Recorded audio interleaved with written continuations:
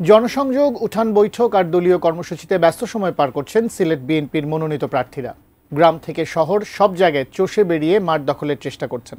এ বিষয়ে বিস্তারিত জানাতে সিলেট মহানগরী থেকে সরাসরি যুক্ত হচ্ছেন সহকর্মী কামরুল ইসলাম মাহি।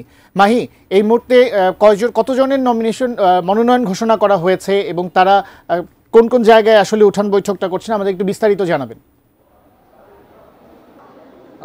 আসলে সিলেটের ৬টি সংসদীয় আসনের মধ্যে ৪টিতে বিএনপি তাদের প্রার্থী তালিকার চূড়ান্তকরণ করেছে। এর মধ্যে সিলেট ১ আসনে যাকে প্রার্থী চূড়ান্ত করেছে খন্দকার আব্দুল মুক্তাদির, তিনি আজকে ছুটির দিন থাকা সত্ত্বেও দেখেছি আমরা সকাল থেকেই তিনি বিভিন্ন জায়গায় উঠান বৈঠক, গণসংযোগ এবং বিভিন্ন জায়গায় চষে বেরিয়েছেন। এবং এই মুহূর্তে তিনি সিলেট নগরীর মির্জা জঙ্গল এলাকায় যে মণিপুরি পাড়া রয়েছে সেখানে সনাতন ধর্মাবলম্বী যারা রয়েছেন তাদেরকে নিয়ে একটি মতবরিব সভা তারা করছেন। এবং যদি আপনাকে জানিয়ে রাখি যে সিলেটের যে অনন্য প্রার্থীরা, বিশেষ করে সিলেট ২ আসনের তাহসিনা রুসলুনা, ৩ আসনের এম এ মালেক, এই সমস্ত বিএনপি প্রার্থী যারা রয়েছেন তারাও সিলেটের বিভিন্ন জায়গায়, অর্থাৎ তারা যে সংসদীয় আসন সেই সংসদীয় আসনগুলিতে তারা নির্বাচনী প্রচারণা তারা চালিয়ে যাচ্ছেন। এবং আজকে তাদের দলীয় যে একটি কর্মসূচি জাতীয় বিপ্লব এবং সংহতি দিবস, সেখানেও দেখেছি আমরা সিলেটের যে ৪ জন প্রার্থী রয়েছেন তারা কিন্তু একই মঞ্চে থেকে তারা বিএনপির যে সামনের যে নির্বাচন সেই তারা তাদের যে পরিকল্পনা এবং সাংগঠনিক তৎপরতা এবং কর্মীদের যে মনোবল বৃদ্ধি করার কাজ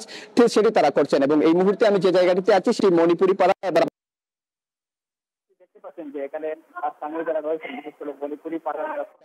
স্থানীয় যারা রয়েছেন বিশেষ করে মণিপুরি যারা সনাতন ধর্মাবলম্বী যারা রয়েছেন তারা এসেছেন এবং বিপুল সংখ্যক নারীদেরকেও আমরা আসলে সেখানে দেখতে পাচ্ছি। নিশ্চয়ই আপনি সেটি দেখছেন। মোটামুটি বলা চলে যে সিলেটের ১ আসনকে নিয়ে যে সিলেটের ৪টি সংসদীয় আসনে বিএনপি তাদের প্রার্থী ঘোষণা করেছে, সেই সংসদীয় আসনগুলিতে এখন পর্যন্ত নির্বাচনে যে আবহাওয়া সেটি আসলে তৈরি হয়েছে। অপরদিকে যে বাংলাদেশ জামাতে ইসলামের যে প্রার্থীরা যারা রয়েছেন তারাও কিন্তু তাদের নির্বাচনী প্রচারণা করছেন। সেখানে প্রার্থী রয়েছেন মাওলানা হাবিবুর রহমান, তিনিও প্রচারণা করেছেন। তো সব মিলিয়ে বলা চলে সিলেটের নির্বাচনী আবহাওয়া যেটি রয়েছে সেটি ইতিমধ্যে শুরু হয়েছে। প্রার্থীরা বিভিন্ন জায়গায় গণসংযোগ, উঠান বৈঠক করছেন। তো এই ছিল সিলেট থেকে আমার কাছে সর্বশেষ দ্বীপ।